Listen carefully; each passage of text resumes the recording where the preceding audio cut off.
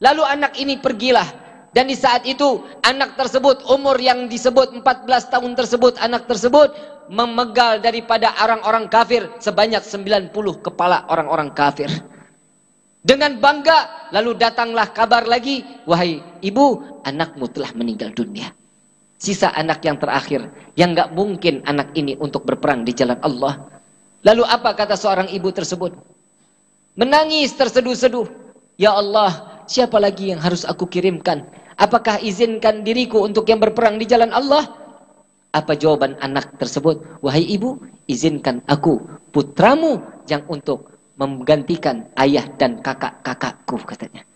Lalu anak tersebut diizinkan oleh ibunya berperang menjaga Nabi SAW, berperang di jalan Allah Subhanahu wa taala, dan sampai di dalam riwayat 120 tentara daripada kaum Quraisy yang kafir, mereka mati dalam keadaan sia-sia, dan anak tersebut mati dengan penuhnya anak panah dan kepala yang telah terpenggal daripada jasadnya.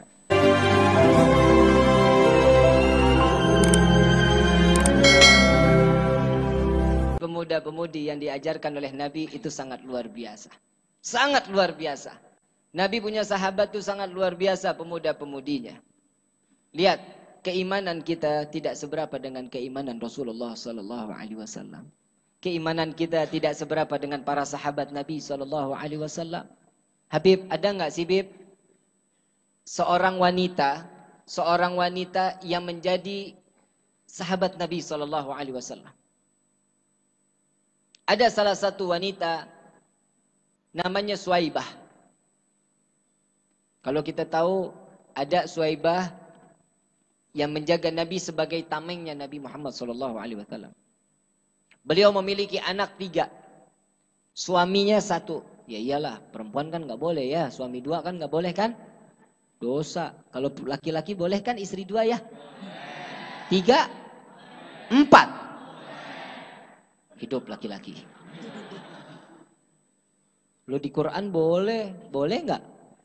Diizinin nggak sama Allah? Dia nggak berani jawab.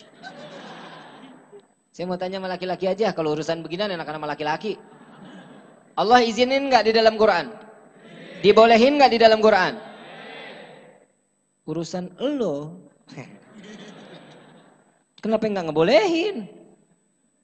Nggak bisa Bib, nggak terima Bib. Hati dibagi 2 nggak enak.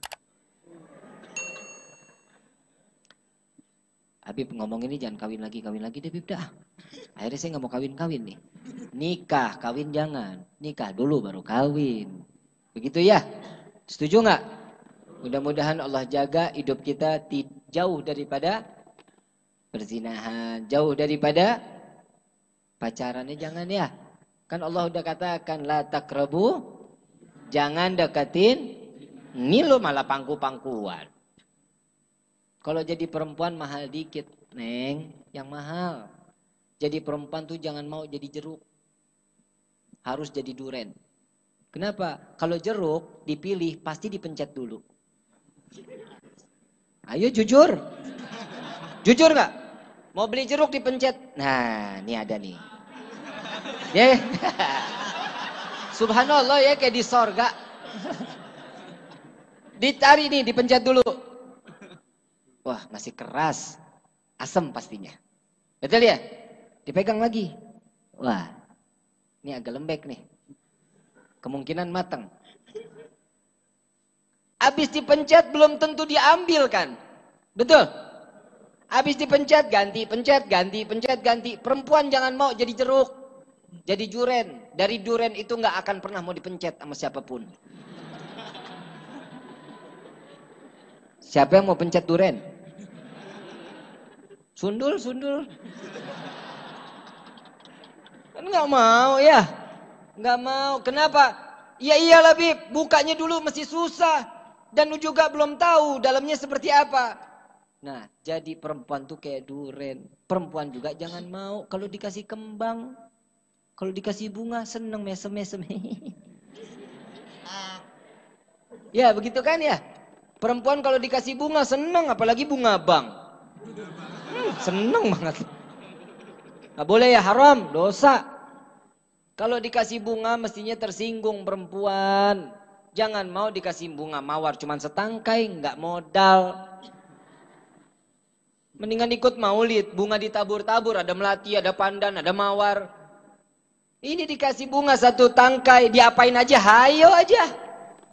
Ini bukti cintaku kepadamu. Mawarnya warna merah, iya. Begitulah warna hatiku kepadamu. Dikasih mawar putih. Mawarnya kok putih? Sesuci itu cintaku kepadamu. Dikasih ungu. Ada mawar ungu ya? Mawarnya ungu. Turut berduka cita. Jangan mau kalau perempuan dikasih mawar tolak. Tersinggung, maaf saya ngerasa tersinggung kalau kasih saya bunga. Maaf, saya kan belum mati Ya kalau orang dikubur dikasih bunga apa nih ya? Betul nggak? Mudah-mudahan yang kemarin dikasih bunga cepet.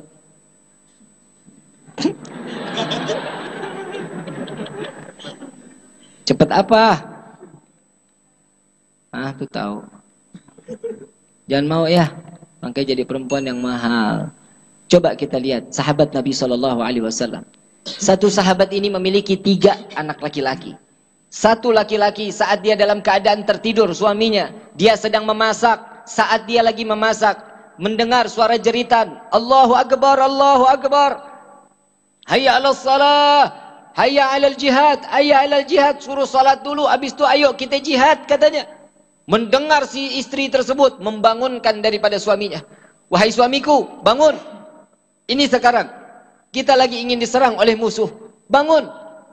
Begitu dia bangun, ya Allah, aku sungguh menyesal. Kenapa harus istriku yang mendengar panggilan tersebut pertama kalinya? Saat itu disediakan daripada pedangnya, daripada perisainya, baju besinya si laki-lakinya, si suaminya, ayo berangkat di medan juang. Saat beliau sedang bertempur, ada kabar, wahai sahabatku, wahai hamba Allah, wahai istri yang salehah, istri suamimu telah meninggal dunia, gugur di medan perang. Bingung si istrinya, menangis. Bukan menangis karena dia sedih, bukan. Siapa lagi yang harus aku kirim ke medan perang? Anak yang pertama, umur daripada 16 tahun. Wahai ibu, izinkan aku untuk berperang di jalan Allah menggantikan ayahku. Ibunya bangga dengan senang. Lalu beliau memberikan daripada pedang dan perisainya. Lalu anak tersebut berperang di jalan Allah menjaga Sayyidina Muhammad SAW. Dapat kabar lagi, anaknya meninggal dunia. Lalu memiliki masih 2 anak, yang satu umur 14 tahun, yang satu umur 12 tahun. Yang umur 13 tahun mengatakan, wahai ibu, izinkan aku untuk berperang menggantikan ayah. Dengan bangga ibu tersebut mengatakan, wahai anakku, jihadlah dan matilah dalam keadaan syahid, dengan hati yang ikhlas, dengan keridhaan.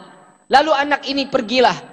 Dan di saat itu anak tersebut, umur yang disebut 14 tahun tersebut, anak tersebut memegal daripada orang-orang kafir sebanyak 90 kepala orang-orang kafir. Dengan bangga, lalu datanglah kabar lagi, wahai ibu, anakmu telah meninggal dunia. Sisa anak yang terakhir, yang gak mungkin anak ini untuk berperang di jalan Allah. Lalu apa kata seorang ibu tersebut? Menangis terseduh-seduh. Ya Allah, siapa lagi yang harus aku kirimkan? Apakah izinkan diriku untuk yang berperang di jalan Allah?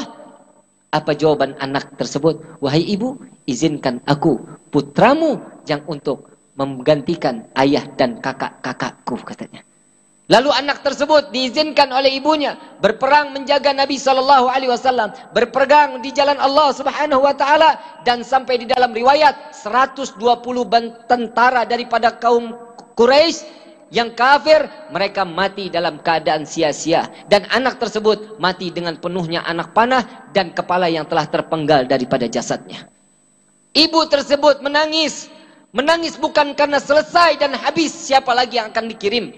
Melainkan ibu tersebut mengatakan, ya Allah, terimalah segala semua yang telah aku berikan kepadamu. Sisa akulah yang menjadi harta untuk berperang di jalanmu, ya Allah. Saat beliau memegang daripada perisai, memegang daripada pedang di hadapan Sayyidina Muhammad SAW, beliau izin kepada Rasulullah. Apa jawaban Rasulullah? Wahai saudaraku, wahai sahabatku, jangan, belum waktunya perempuan mengangkat pedang Berikanlah pertolongan kepada orang-orang yang saat ini sedang mendalami dalam keadaan yang tersayat, yang terpotong tangannya. Obati mereka.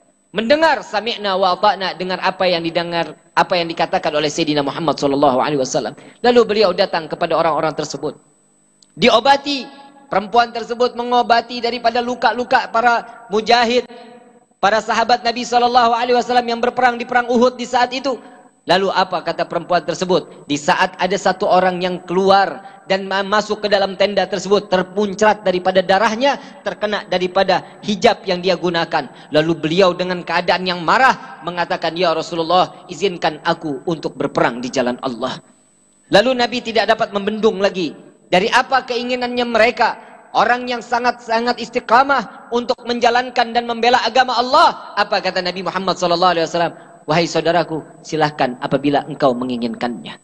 Lalu si perempuan ini menjadi tameng Rasulullah SAW. Saat Rasulullah keluar, dan beliaulah yang menjadi tameng di hadapan Nabi Muhammad SAW. Saat Nabi dilempari tombak, dia yang pertama kali ditertembus daripada tombak orang kafir tersebut. Saat Nabi dalam keadaan terpanah, dia yang menyiapkan lehernya untuk ditembus daripada panahnya, menjaga Nabi Muhammad SAW.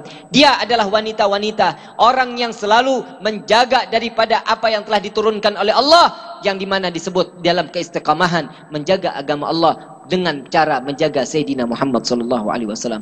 Wahai para wanita, jagalah sunnah Nabi SAW. Jagalah harga diri kalian, karena harga diri kalian telah diberikan suatu magam yang tinggi oleh Rasulullah SAW. Tidak lagi ada perempuan yang dihinakan di hadapan manusia saat ini. Tidak lagi orang perempuan yang akan dikatakan di saat dia haid akan dijauhkan daripada masyarakatnya. Tidak, melainkan kata Nabi, perbanyaklah bersolawat kepadaku, kata Nabi Muhammad SAW. Bagi laki-laki, kalian adalah penolong daripada seluruh apa yang ada di negeri kita ini. Jadilah para pejuang yang akan siap membela daripada ketegakan amar ma'ruf nahi munkar di negeri ini, menjaga dari apa syariat yang telah diturunkan oleh Allah kepada Sayyidina Muhammad SAW. Jaga akidah kalian, jaga hati kalian, jaga keimanan kalian, karena kita tidak tahu al-imanu yazid wa yanqus. Kadang naik, kadang turun. Iman tersebut kadang naik, kadang turun. Kapan iman itu naik? Sesuatunya pasti saat kita dapat musibah, kita akan berdekatkan diri kita kepada Allah. Tatkala saat kita dalam keadaan lupa kepada Allah, dalam keadaan kesenangan, dalam keadaan kebahagiaan, maka akan lupa kepada Allah, dan disitulah iman kita menurun di sisi Allah Subhanahu wa taala. Jadilah pemuda-pemudi yang selalu menjadi kebanggaan Sayyidina Muhammad.